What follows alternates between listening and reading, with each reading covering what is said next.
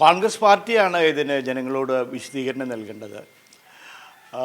എത്രയോ ആഭാസകരമായിട്ടുള്ള, അതായത് ഒരു ജനപ്രതിനിധിയെ സംബന്ധിച്ച് ജനങ്ങളിൽ ഏറ്റവും അവമതിപ്പുണ്ടാക്കുന്ന വിധത്തിലുള്ള കാര്യങ്ങളാണ് അദ്ദേഹത്തെ സംബന്ധിച്ച് പുറത്തു വന്നത്. അതിൻ്റെ അടിസ്ഥാനത്തിൽ കോൺഗ്രസ് പാർട്ടി അദ്ദേഹത്തെ പാർട്ടിയിൽ നിന്ന് സസ്പെൻഡ് ചെയ്തു. അദ്ദേഹം വഹിച്ചിരുന്ന ചുമതലകളിൽ നിന്നൊക്കെ ഒഴിവാക്കി, മെമ്പർഷിപ്പിൽ നിന്ന് സസ്പെൻഡ് ചെയ്തു. എന്നിട്ട് എന്തിനാണ് കോൺഗ്രസ് നേതാക്കൾ അദ്ദേഹത്തെ എഴുന്നള്ളിച്ച് നടത്തുന്നത്? ഇത് കോൺഗ്രസ് പാർട്ടി ഈ ദുർഗന്ധം ആ പാർട്ടി ചുമലിലേറ്റി നടന്നാൽ കോൺഗ്രസ് പാർട്ടി തന്നെയാണ് ഇല്ലാതാവുക എന്ന് അവരുടെ നേതൃത്വം എന്താണ് മനസ്സിലാക്കാത്തത്? എന്തുകൊണ്ടാണ് ഈ ദുർഗന്ധത്തെ ഒഴിവാക്കാൻ അവർ തയ്യാറാവാത്തത്? അവർക്ക് മറ്റെന്തെങ്കിലും ഭയമുണ്ടോ ഈ വ്യക്തിയെ സംബന്ധിച്ച്? ഇത് കോൺഗ്രസ് പാർട്ടിയാണ് ജനങ്ങളോട് വിശദീകരിക്കേണ്ടത്. ജനങ്ങളെ സംബന്ധിച്ചിട്ടുള്ള പ്രശ്നം എന്താണെന്ന് ചോദിച്ചാൽ, നമ്മുടെ രാജ്യത്ത് നിലനിൽക്കുന്ന ജനപ്രാതിനിധ്യ നിയമത്തിൻ്റെ ചില ദൗർബല്യങ്ങളുണ്ട്. RP ആക്ടിലത്തെ ചില ദൗർബല്യങ്ങൾ.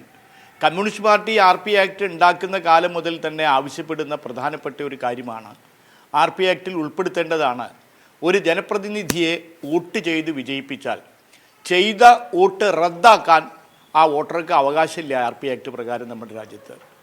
ആ ഒറ്റ ദുരന്തമാണ് ഇന്ന് ഇവിടെ ഇദ്ദേഹത്തെ അനുഭവിക്കേണ്ടി വരുന്നത്, ഈ ദുർഗന്ധത്തെ അനുഭവിക്കേണ്ടി വരുന്നത് പാലക്കാട്ടെ ജനങ്ങൾക്ക്. ജനങ്ങൾ എന്തു ചെയ്യും? ചെയ്ത വോട്ട് റദ്ദാക്കാൻ അവർക്ക് അവകാശമില്ലല്ലോ നിയമാനുസൃതം. അതുകൊണ്ട് ഈ ദുർഗന്ധം അവർക്ക് സഹിക്കേണ്ട ആവശ്യമുണ്ടോ? ഈ ദുർഗന്ധത്തെ വീണ്ടും അവരുടെ മുമ്പിൽ അവതരിപ്പിക്കുന്നതിൻ്റെ ഉത്തരവാദിത്വം കോൺഗ്രസ് പാർട്ടിക്കാണ്. കോൺഗ്രസ് പാർട്ടി നേതൃത്വമാണ് എന്താണ് യഥാർത്ഥത്തിൽ ഇവരുടെ നിലപാട് എന്ന് വ്യക്തമാക്കേണ്ടത്. ഈ സസ്പെൻഷൻ എന്ന് പറയുന്നത് ഒരു നാടകമാണ് കോൺഗ്രസ് നടത്തിക്കൊണ്ടിരിക്കുന്നത്. എല്ലാ നാടകമാണ് കോൺഗ്രസ് ചെയ്തുകൊണ്ടിരിക്കുന്നതെന്നുള്ളത് ഇന്നലെ വ്യക്തമായില്ലേ? കോൺഗ്രസിൻ്റെ ഇനി ഏത് നേതാവാണ് ഇന്നലെ അദ്ദേഹത്തെ എന്നിട്ട് അവർ പറഞ്ഞ് ചേർത്ത് പിടിക്കും എന്നുള്ളതൊക്കെയാണ്. ദുർഗന്ധത്തെ ചേർത്ത് പിടിച്ചാൽ അവരെല്ലാവരും ദുർഗന്ധത്തിന് അടിമയായി കോൺഗ്രസ് പാർട്ടി തന്നെ നശിച്ചു പോവും എന്ന് ഈ നേതൃത്വം മനസ്സിലാക്കാതിരിക്കുന്നതിൻ്റെ കാരണം എന്താണെന്നുള്ളതാണ് മനസ്സിലാവാത്തത്. അവർക്ക് എന്തൊക്കെയോ ഉണ്ട്.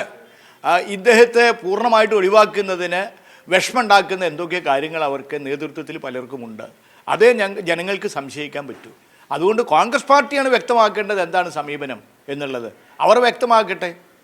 സ്ത്രീ സമൂഹത്തെ ഒന്നടങ്കം വഞ്ചിക്കുന്നതല്ലേ ഈ കോൺഗ്രസ് ഇങ്ങനെ ചെയ്യുന്നത്? അതുകൊണ്ടാണല്ലോ കോൺഗ്രസ് പാർട്ടിയുടെ സമുന്നതയായിട്ടുള്ള നേതാവല്ലേ ഷാനിമോൾ ഉസ്മാൻ, ബിന്ദു കൃഷ്ണ, ഇങ്ങനെയൊക്കെയുള്ള കോൺഗ്രസ് നേതാക്കൾ ഇവർ കോൺഗ്രസ് പാർട്ടിയുടെ ചുമതലകളിൽ നിന്ന് മാത്രമല്ല പൊതുമണ്ഡലത്തിലെ രാഷ്ട്രീയ രംഗത്തെ മുഖ്യധാരയിൽ നിന്ന് തന്നെ മാറി നിൽക്കണം ഇമാതിരിയുള്ള ആഭാസന്മാർ, വഷളന്മാർ എന്ന് അവർ തന്നെ ആവശ്യപ്പെട്ടില്ലേ?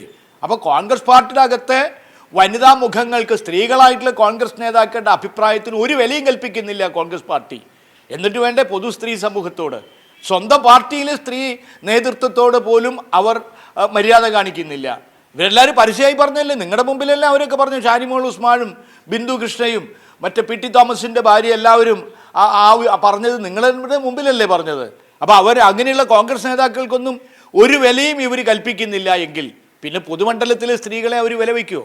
കോൺഗ്രസ് പാർട്ടി സ്ത്രീകൾക്കെതിരാണ്. കോൺഗ്രസ് പാർട്ടി നമ്മുടെ സമൂഹം അംഗീകരിച്ച് വെച്ചിട്ടുള്ള എല്ലാ സദാചാര മൂല്യങ്ങൾക്കും എതിരാണ്. ഈ നാട്ടിലെ ജനങ്ങൾക്ക് ചില മോഹങ്ങളൊക്കെ ഉണ്ടാവില്ലേ? എന്നെ പ്രതിനിധാനം ചെയ്യുന്ന എൻ്റെ പ്രതിനിധി എന്നേക്കാളും യോഗ്യനായിരിക്കണം, എനിക്കൊരു മാതൃകയായിരിക്കണം. ഇങ്ങനെയൊക്കെ ആഗ്രഹിക്കാനുള്ള അവകാശം ഏതൊരു പൗരനും ഇല്ലേ, ഏതൊരു വോട്ടർക്കും ഇല്ലേ? എന്നെ പ്രതിനിധാനം ചെയ്യുന്ന വ്യക്തി എനിക്കൊരു മോഡലായിരിക്കണം, മാതൃകയായിരിക്കണം, എന്നേക്കാളും യോഗ്യനായിരിക്കണം എന്ന് ആഗ്രഹിക്കണ്ടേ? ഇങ്ങനെ അധപ്പതിച്ച വ്യക്തികളാണ് ഞങ്ങളുടെ പ്രതിനിധി എന്നൊരു വോട്ടർക്കും പൗരസമൂഹത്തിനും പറയേണ്ടി വരിക എന്ന് പറഞ്ഞാൽ എന്തൊരു ദുരന്തമാണ് ഈ നാട്ടിൽ. ഈ ദുരന്തം ഉണ്ടാക്കിയത് കോൺഗ്രസ് പാർട്ടിയാണ്. അവരാണ് ഇത് വ്യക്തമാക്കേണ്ടത്.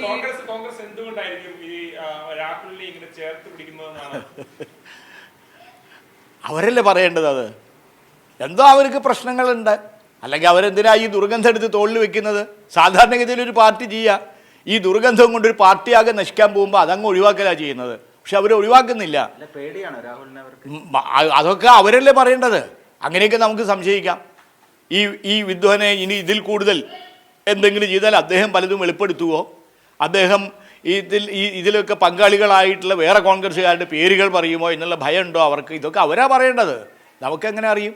അവർ പറയേണ്ടതാണ് ആ ഭയം.